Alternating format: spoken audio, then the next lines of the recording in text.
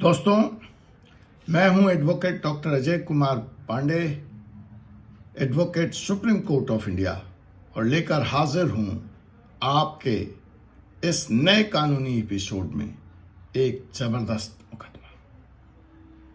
मुकदमा लगातार इन दिनों व्यू नाउ केस पर है।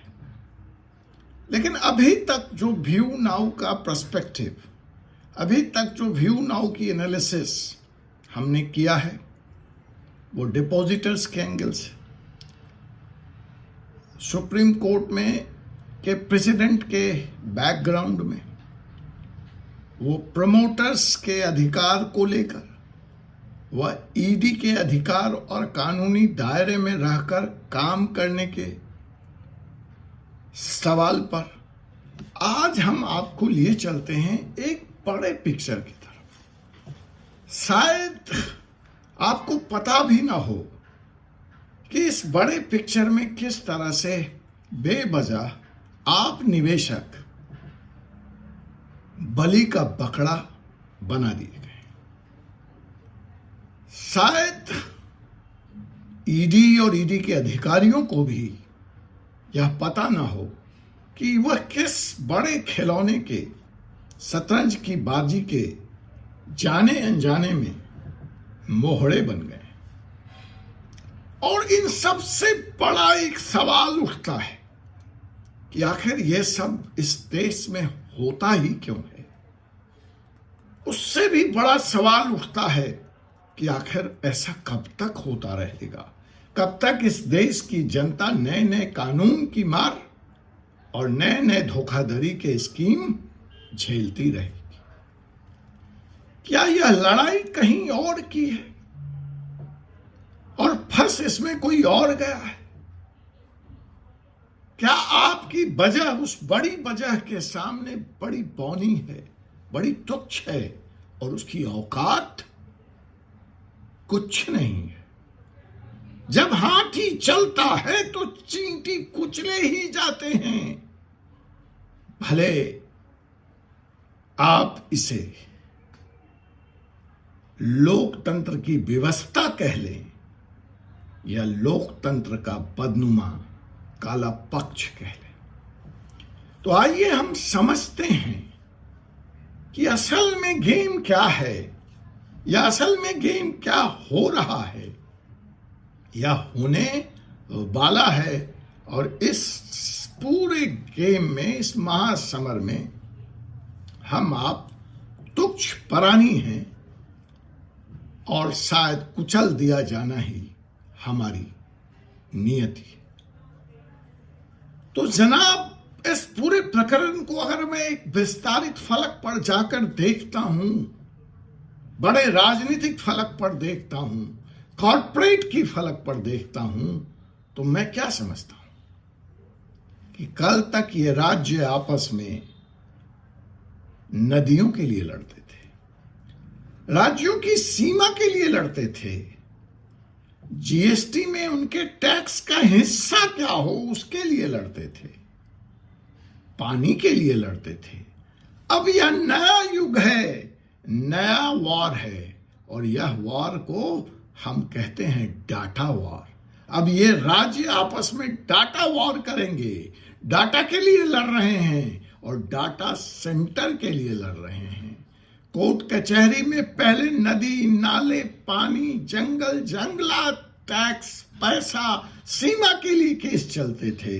लेकिन अब एक नए युद्ध की शुरुआत है, व्यू नाउ केस, जो डाटा सेंटर के लिए लड़े जाने वाली लड़ाई है और है एक नया डिजिटल वॉर। इधर यूपी में ईडी कार्रवाई कर रही है, डाटा सेंटर के बिजनेस को फर्जी करार दे रही है।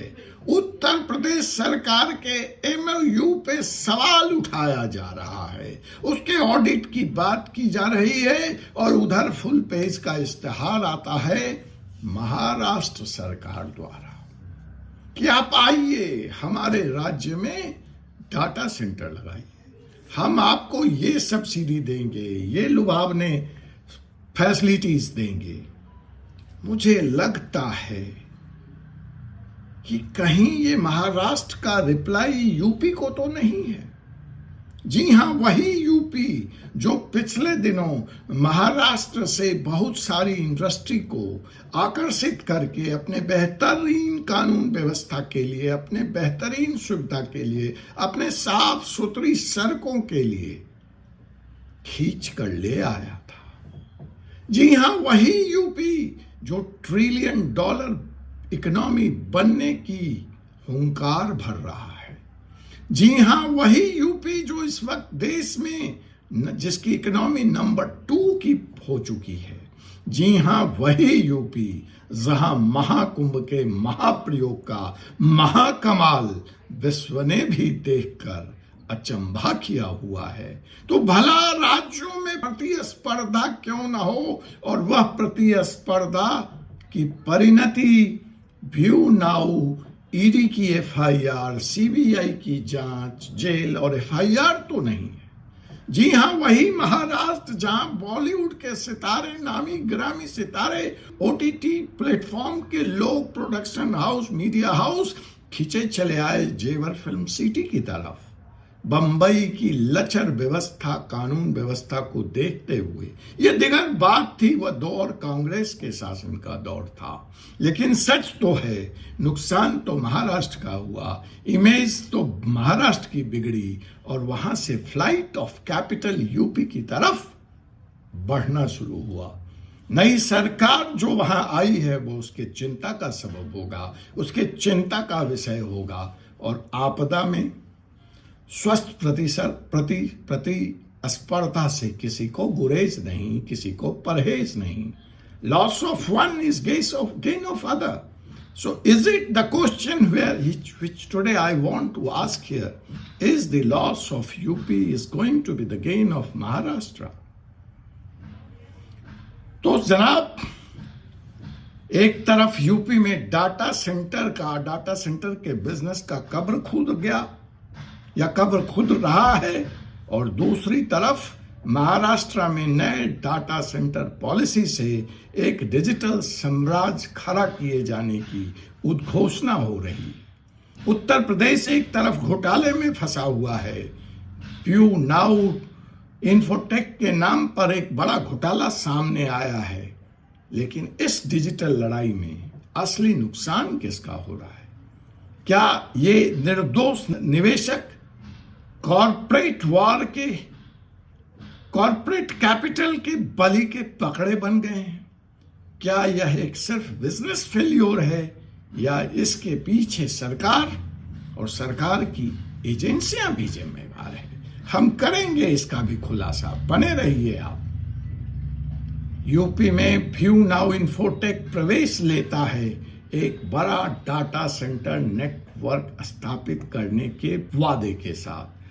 750 एज डाटा सेंटर्स, 13,500 करोड़ का निवेश, यूपी सरकार का भी पूरा समर्थन, और निवेशकों ने लगा दिया करोड़ों रुपए। लेकिन ईडी की जांच ने कहा यह एक स्कैम है, ये लोग क्लाउड पार्टिकल्स बेच रहे हैं, ऐसे क्लाउड पार्टिकल्स जो मौजूद ही नहीं थे। और लग गई यहां पे धारा पीएमएलए के अलावा 420, 406, पीएमएलए 2002 मनी लॉन्ड्रिंग, और धारा 120 क्रिमिनल कॉन्स्पायरेसी। और ईडी का कहना है कि ये व्यू नाउ वाले सुखवीर खरूर 7 साल से लोगों को बेवकूफ बना रहा था।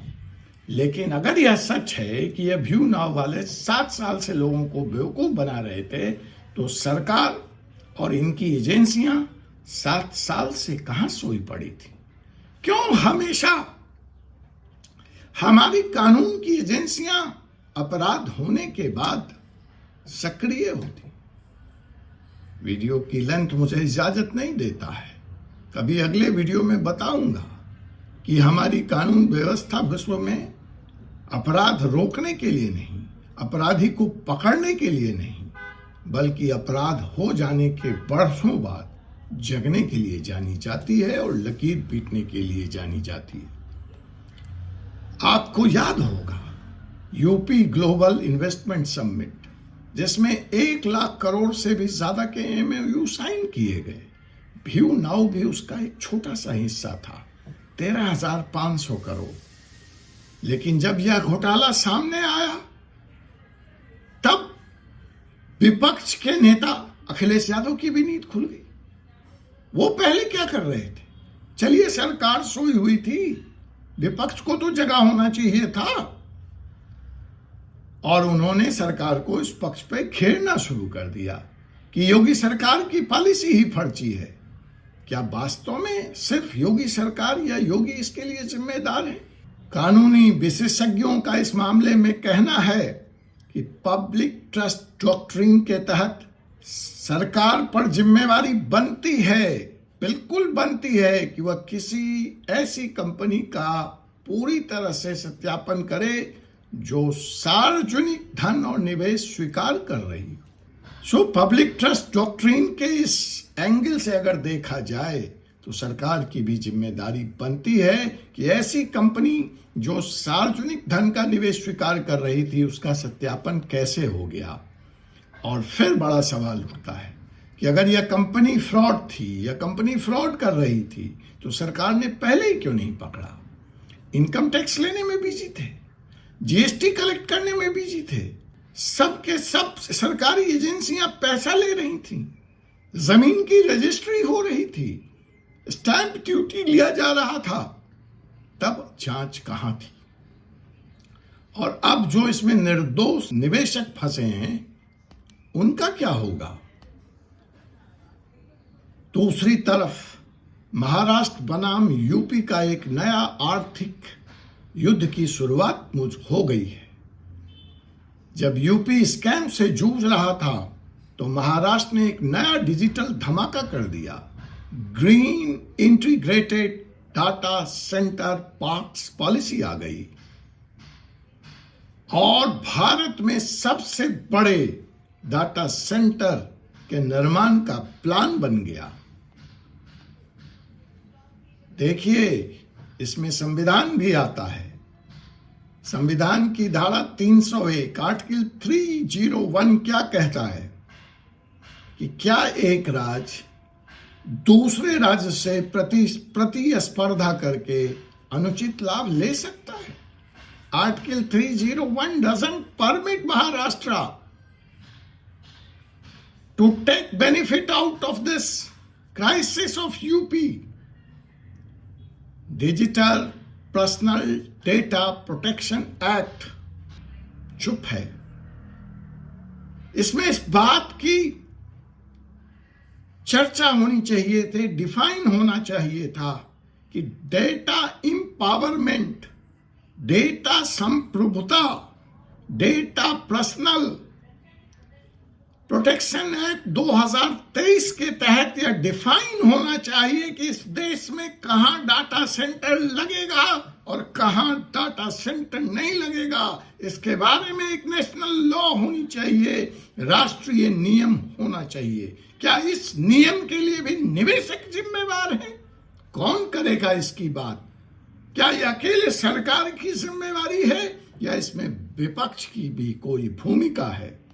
डिजिटल फेडरलिज्म, आप इस देश में फेडरलिज्म की बात करते हैं जब युग बदल रहा है, समय बदल रहा है, मांग बदल रही है, नई प्रॉपर्टी बिल्ड हो रही है, तो डिजिटल फेडरलिज्म की बात कौन करेगा? कैसे एक राज्य कह सकता है कि वह भारत का सबसे बड़ा डाटा सेंटर बना लेगा? डाटा के ऊपर हर राज्यों का, गरीब अमीर छोटा बड़ा, बराबर का अधिकार होना चाहिए। यही भी फेडरलिज्म है और इसकी भी मांग करनी पड़ेगी और यह इंश्योर करना पड़ेगा कि उसी तरह से निजी क्षेत्र का एक कोई बड़ा कॉर्पोरेट प्लेयर आकर डाटा के अधिकार पर एक अधिकार न कायम कर ले। न इसकी इजाजत एक कॉर्पोरेट घराने को दी जा सकती है और न ही इसकी इजाजत एक राज्य को दी जा सकती है।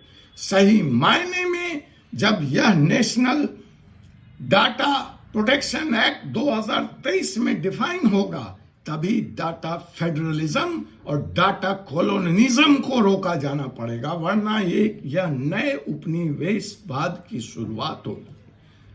महाराष्ट्र से जब इस बारे में सवाल पूछा गया तो महाराष्ट्र कहता है यह तो महज एक बिजनेस स्ट्रेटजी है, यह सारा काम, यह सारी उद्घोषणा बिजनेस स्ट्रेटजी के तहत किया जा रहा है। लेकिन मैं यहां पर यह सवाल पूछता हूं, क्या यह प्रतिस्पर्धा स्वस्थ है, ट्रांसपेरेंट है, निष्पक्ष है, या फिर यूपी को डिजिटल रेस से बाहर करने की कोई बड़ी साजिश है? इसका जवाब आप देंगे। बहस हम इस न्यू डाटा सेंटर पॉलिसी पर, न्यू डाटा प्राइवेट एक्ट पर जारी रखेंगे और आपसे पुनः मुलाकात होगी एक ऐसे ही जबरदस्त विषय के साथ, एक ऐसे ही गंभीर बहस में। तब तक मुझे एडवोकेट डॉक्टर अजय कुमार पांडे को अनुमति दीजिए। जय हिंद, जय भारत, जय संविधान।